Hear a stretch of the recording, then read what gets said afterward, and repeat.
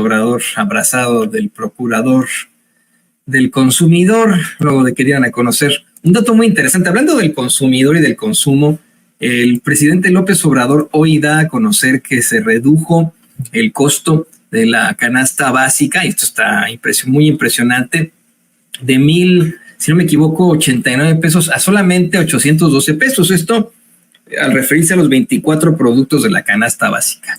Pues hay que, esto es muy importante, evidentemente. Sin embargo, es muchísimo más importante lo que da a conocer hoy el presidente López Obrador sobre las declaraciones que hizo en días recientes la Agencia Antidrogas de los Estados Unidos, DEA. Es que mire, no sé ni en qué medio lo sacaron, esta entrevista con Mike Vigil, exagente de la DEA, quien hemos tenido también aquí en Sin Censura en algún momento.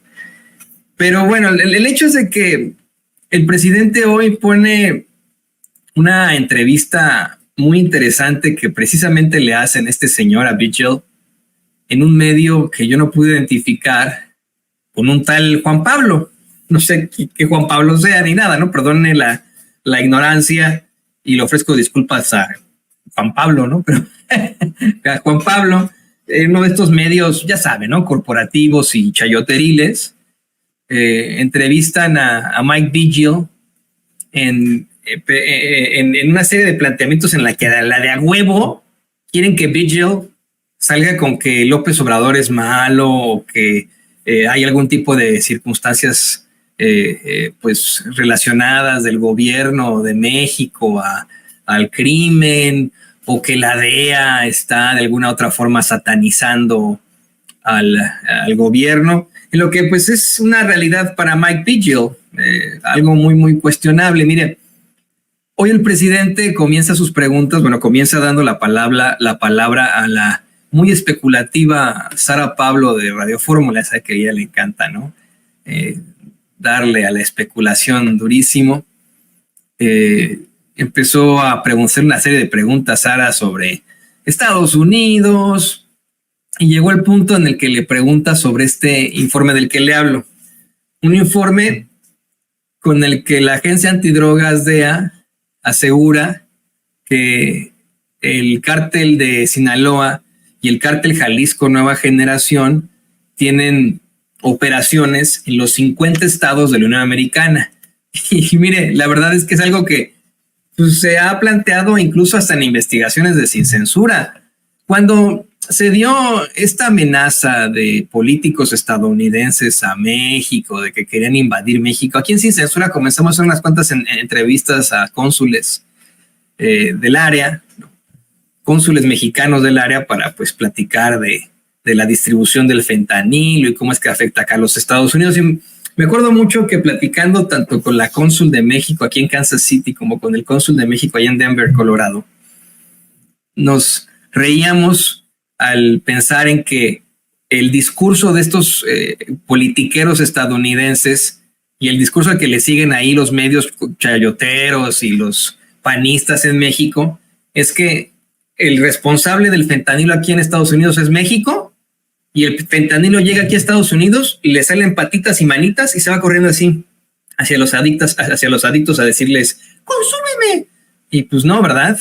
Evidentemente, lo que platicaba yo con los cónsules, y que es un tema que se analiza evidentemente en todas las clases de guerra contra las drogas que dan en las universidades estadounidenses en cuanto a estudios latinoamericanos, es que efectivamente estos dos cárteles tienen gran presencia en todo el territorio estadounidense desde hace muchísimo tiempo, y no es ni siquiera un secreto a voces. Pero bueno, efectivamente la DEA recientemente da a conocer este análisis y este informe, y pues es desmentido nada más y nada menos que por uno de sus exagentes, Mike Vigil. Hoy el presidente López Obrador, de hecho, tira toda esta entrevista que el exagente de la DEA, Mike Vigil, le da a un medio corporativo y chayoteril con un tal Juan Pablo, en la que pues Vigil corrige a estos golpeadores y le dice, oigan, pues si ya se sabe obviamente de la participación de estos cárteles del crimen organizado en los Estados Unidos desde hace mucho tiempo. Vigil, yo te lo voy a escuchar, porque creo que vale la pena. Vigil se atreve incluso a decir que cuando extraditaron hace ya varios años a Joaquín El Chapo Guzmán acá a los Estados Unidos, su cártel, el cártel de Sinaloa, ya estaba operando en 6 de los 7 continentes. Por cierto, cuando digo eso de 6 de los 7 continentes, no me quise yo hacer de santos ni nada, pero ve que la semana pasada tuvimos una conversación de cómo es que para la geografía moderna, pues se acepta que son 7 continentes en lugar de 5, como dice Xochitl, ¿no? Pero bueno, vamos poco a poco. Veamos cómo es que el presidente corre esta entrevista tan interesante. La platicamos con usted. Pero miren esto. Estados Unidos, la DEA estuvo en la conversación. ¿Por qué? Porque presentó un estudio donde afirma que el cártel Jalisco Nueva Generación y el cártel de Sinaloa han penetrado a la fecha prácticamente toda la Unión Americana, y son estos 2 cárteles los que tienen a Estados Unidos bajo una crisis de estupefacientes nunca antes vista. Entre otras tantas afirmaciones, por ejemplo, que Ismael Zambada ya no lidera el cártel de Sinaloa por cuestiones de salud, y otros tantos asuntos. Para platicar de ello, le agradezco, como siempre, muchísimo, nos tome la comunicación al exagente de la DEA, Mike Vigil. Mike, gracias por contestarnos. Buena tarde, noche. Muchas gracias, Juan Pablo. Siempre un placer. Mike, entregó la DEA un nuevo informe sobre drogas y narcotráfico, donde hay una serie de afirmaciones. No sé cuál consideres más importante de entre tantas. Bueno, se trata de esto, que no sé por qué salió este informe diciendo que los 2 carteles habían penetrado los 50 estados en los Estados Unidos, porque ya hace más de 5 años que ocurrió esto. Cuando Chapo Guzmán fue extraditado en 2007 a los Estados Unidos, ya el cartel de Sinaloa ya estaba operando en 6 de los 7 continentes, y en Jalisco Nueva Generación más o menos ya le llegaba al nivel más o menos al cartel de Sinaloa. Sí. Solo que es muy raro que están reportando esto ahora, cuando en realidad sucedió más de 5 años en el pasado. Mike, ¿sí es esta la crisis de estupefacientes más grave en la historia de los Estados Unidos, tal y como lo señala la DEA? Sí, simplemente por el fentanilo principalmente, pero también por otras drogas. Y los carteles, Juan Pablo, están mezclando fentanilo, que es 50 veces más potente que heroína y 100 veces más potente que morfina, pero mezclan todo esto con otras drogas, y en los últimos 2 años han fallecido como 107,000 personas de sobredosis de droga. Solo que nosotros tenemos un problema de consumo muy grande en los Estados Unidos, y necesitamos de atacar ese problema al mismo tiempo que se atacan los carteles. Estoy platicando con el exagente de la DEA, Mike Vigil. Mike, otra afirmación de la DEA durante esta semana es que Ismael El Mayo Zambada ya no lideraría por completo el cártel de Sinaloa. Afirma la DEA que El Mayo podría estar pasando por algunos problemas de salud a consecuencia de su edad. No, Ismael Mayo Zambada todavía es el líder del cartel de Sinaloa. Sí tiene problemas de salud, es diabético.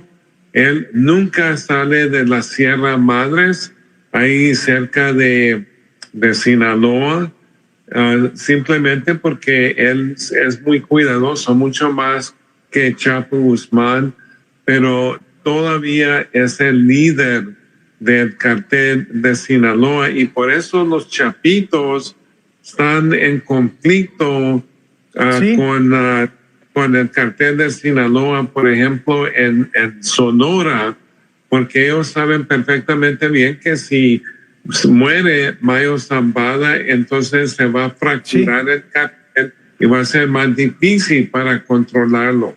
Un cártel de Sinaloa incluso dividido, Mike, porque aunque sea Ismael Zambada quien lidera, pues hay desacuerdos con los chapitos y hay desacuerdos de los chapitos con su propia familia, es decir, con Aureliano Guzmán Loera, el guano hermano de Joaquín El Chapo Guzmán.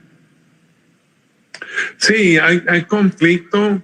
Siempre ha habido conflicto entre ellos mismos.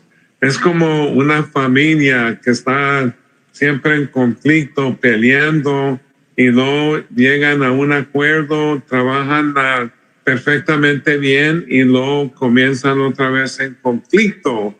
Pero esto no les ha ayudado, por ejemplo, a los chapitos tomar control del cartel de Sinaloa, porque Mayo Zambada es una persona respetada, no nomás adentro del cartel de Sinaloa, pero también de los otros carteles, porque él es una persona que nunca ha tocado una celda de la cárcel por un solo minuto. Estoy platicando con el ex agente de la DEA, Mike Vigil. Mike, esta expansión de los cárteles mexicanos de la que habla la DEA, ¿será un descuido del gobierno mexicano, pero también del gobierno estadounidense y viceversa? Es decir, ¿es un asunto con doble responsabilidad? Bueno, se trata de esto que la política de abrazos y no balazos, Juan Pablo, nunca ha funcionado. Esa es una política donde no enfrentan a los carteles y han cogido más poder. Ahora, por ejemplo, no respetan el imperio de la ley y en realidad operan no nomás por todos los Estados Unidos, pero también casi por todo México. Entonces, sí ha fracasado esa política en México. Y luego también nosotros hemos fracasado sobre el consumo de droga y no reducir la demanda aquí, porque si no es México, va a ser otro país si sigue existiendo la demanda. Este informe de la DEA, Mike, hablaba de sobornos, intimidaciones, amenazas y extorsiones a funcionarios gubernamentales y portuarios por parte de los cárteles mexicanos en México. Ahora sí que un asunto que no podía saberse, pues es un asunto que se ha sabido prácticamente desde siempre, Mike, y sobre todo cuando hay casos como el de Genaro García Luna encarcelado por estos temas. Sí, por ejemplo, esto ha existido por décadas, porque cuando tienes el tráfico de droga, obviamente se está generando bastantes activos, bastante dinero caliente, y eso permite a los carteles más poderosos para sobornar oficiales. Solo que esto no es una cosa que se ha desarrollado en los últimos años. Esto ha ocurrido por mucho tiempo, pero también aquí en los Estados Unidos ha habido oficiales que han sido sobornados por el narcotráfico. Entonces no nomás es México. Mike, otro asunto esta semana donde la DEA estuvo en la conversación fue pues la tardanza en la entrega a visas a 13 agentes estadounidenses. Hubo una confrontación ahí, dimes y diretes entre el presidente López Obrador y funcionarios de la DEA. Sí, es un conflicto que existe entre la DEA y López Obrador. Simplemente esto se dañó bastante cuando fue detenido el ex secretario de la Defensa bajo la administración de Peña Nieto, Salvador Cienfuegos, y fue regresado a México por petición del gobierno, y ya con eso comenzó a limitar el señor presidente López Obrador, no nomás a la DEA, pero el FBI y otras agencias que también trabajan en México. Y usted se acuerda, Juan Pablo, cuando salió estos artículos en Deutsche Welle y también ProPublica acusando a López Obrador de tomar dinero del cartel de Sinaloa, pero no había ninguna evidencia. Yo he sido crítico del señor presidente, pero yo lo defendí en ese caso simplemente porque no había ninguna evidencia de que él recibió dinero del cartel de Sinaloa para campaña, y yo trato con evidencia, yo no trato con rumores. Mike Vigil, como siempre, muchas gracias por tu tiempo y tus comentarios. ¿Quieren más?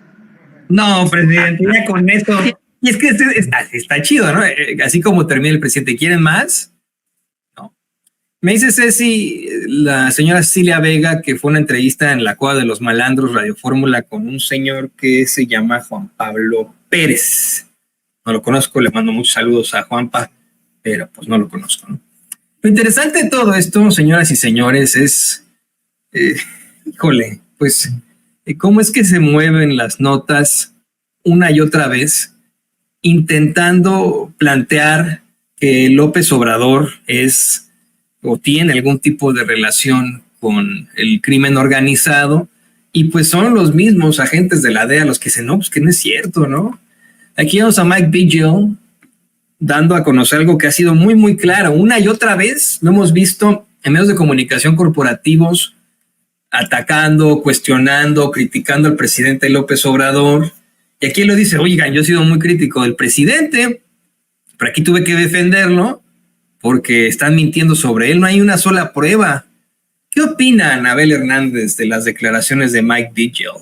Una Anabel Hernández que constantemente lo está acusando en el programa de Carmen Aristegui y en otros puntos con su librejo, libelo, que escribió, que no tiene una sola prueba, con el que dice que López Obrador, bueno, pues tiene algún tipo de relaciones con el crimen organizado, y pues son declaraciones que de la forma más desafortunada han sido retomadas precisamente ahí en la Cueva de los Malandros por Ciro Gómez Leiva y su ayudante para decir, no, pues es que así como el Grande acusó a Genaro García Luna, así están acusando a López Obrador. No, a ver, insistimos en esto, ¿eh? Yo sé que hay mucha gente que le encabrona que yo tenga que hacer esta aclaración, pero pues como periodistas tenemos que hacerla. No es que estemos defendiendo a López Obrador o a su gobierno. Estamos defendiendo la verdad y tenemos como medios verdaderos, como verdadero proyecto de periodismo libre e independiente, tenemos que exhibir a otros medios de comunicación, si es que se le puede llamar así, y otros comunicadores, si se les puede llamar así, cuando incurren en este tipo de corruptelas, porque no hay otra forma de llamarles. Si tenemos a un Ciro Gómez Leiva con su ayudante, o a un Raimundo Rivapalacio, mejor conocido como Inmundo Rivapayaso, asegurando que el Grande, así como acusó a García Luna, acusa a López Obrador, tenemos que decir que están mintiendo, porque el Grande efectivamente acusó a García Luna en una declaración ante la Corte del Distrito Este de Nueva York, acá en Estados Unidos, una declaración que fue tomada por la estenógrafa, que fue tomada oficialmente bajo juramento, mientras el Grande además tuvo que jurar sobre una Biblia diciendo que iba a decir la verdad y nada más que la verdad, cuando a la que se refieren ellos, esta supuesta acusación del Grande a López Obrador, está contenida en un libelo, en un librejo que escribió una señora muy egocéntrica que, pues por sus cuestiones personales, de pronto le surgió una problemática con López Obrador. Mire, yo ni siquiera me atrevo a decir que le llegaron al precio, que es lo que dicen muchas personas en nuestros chats y en las redes sociales, que le habrían llegado al precio. No, yo creo que se trata más bien de una cuestión de prepotencia, de arrogancia, en cuanto a la personalidad de alguien como Anabel Hernández, que siempre es yo soy la mejor periodista, yo solamente me entrevisto con los conductores de los programas, y yo no puedo ser ofendida por López Obrador, y por eso, bueno, pues ahora existe esta acusación en su contra a meses de que se den las elecciones. Bueno, ya es menos de un mes que van a ser las elecciones, ¿no? Y esa es la realidad. Yo le quisiera preguntar a Anabel Hernández, ¿qué opina de que ese exagente de la DEA, Mike Vigil, esté diciendo que su investigación para Deutsche Welle pues carece de pruebas? ¿Qué opina Tim Golden de que este señor los esté exhibiendo por falta de rigor periodístico ahí en ProPublica y en The New York Times? ¿Qué opinan? Nada, rápido, para cerrar este tema, hay un señor que como me ataca, que se llama Gabriel Olvera, y que me dice que soy un gringo y que por eso yo creo que tengo siempre la razón. Miren, el hecho de que se diga que hay 7 continentes en lugar de 5, pues no es una cuestión gringa o estadounidense, ¿eh? No crea que el Departamento de Estado dijo, a ver, vamos ahora a poner dentro de la ideología de los Estados Unidos, vamos a incluir la doctrina Monroe, que hay 7 continentes en lugar de 5. No. ¿De dónde saca eso? Además, al dividir a América en 2 continentes, Norteamérica y Sudamérica, se incluye a México en Norteamérica. Así que, pues, al contrario, sería pro-mexicano decir que son 7 los continentes. Son los racistas gringos los que ni siquiera los consideran en Norteamérica. Usted pregunta acá a los gringos racistas qué opinan de México y creen ellos en su ignorancia que México está en Sudamérica, fíjese, ¿no? Ni siquiera en Centroamérica. No. Y para ellos México es Sudamérica, ¿no? Pero bueno, este señor Gabriel Olvera pues se la pasa ahí, ¿no? Atacándome con este tipo de cosas. Pues no, hombre, no es que yo sea gringo, por eso diga que son 7 continentes. Es lo que afirma la geografía moderna, pero si usted, Gabriel, quiere creer que son 5, pues son 5 y ya. No pasa nada. Para mí es solamente uno, se lo dije la vez pasada. Yo concuerdo absolutamente en lo que plantea Libero Pensatore, que para mí debería ser pensar en la Pangea, ¿no? Ya sabe usted que la Tierra en un principio era un gran continente, pero debido a los movimientos de las placas tectónicas comenzamos a dividirnos en varios, pero la idea de la Pangea pues es muy bonita, ¿no? La Gondwana, ¿no? Es muy bonito pensar en una sola humanidad. Claro, en eso sí estoy completamente de acuerdo.